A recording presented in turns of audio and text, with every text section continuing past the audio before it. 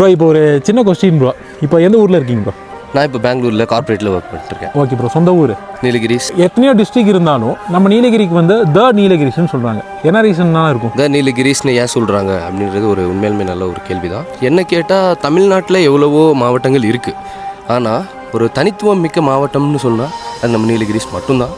இதே இத்தனை மாவட்டத்தில் எந்த ஒரு மாவட்டத்தையும் நம்ம த சென்னை, த கோயம்புத்தூர் அப்படின்னு நம்ம சொல்ல போகிறதில்ல.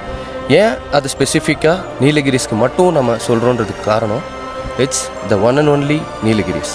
இயற்கை வளமாக இருக்கட்டும், அதே மாதிரி யுனெஸ்கோ சர்டிஃபிகேட் வாங்கின டாய் ட்ரெயின் நம்ம ஊரில் தான் இருக்குது. அதிகப்படியான டூரிஸ்ட் விசிட் பண்ணுற இடம் நம்ம இடம். பலவித ஜாதி மதம் ஆட்கள் இங்கே இருந்தாலும் ஒற்றுமையாக ரொம்ப ஒரு ஒற்றுமையோடு இருக்காங்க. ஸோ இது எல்லாத்தையுமே கணக்கிட்டு பார்க்கும்போது த நீலகிரிஸ் அப்படிங்கிற ஒரு வார்த்தை ஆப்ட் ஆகுது. நான் இந்த ஊரில் பிறந்ததுக்கு நான் கண்டிப்பாக பெருமைப்படுறேன். நம்ம ஊர் எவ்வளோ மிஸ்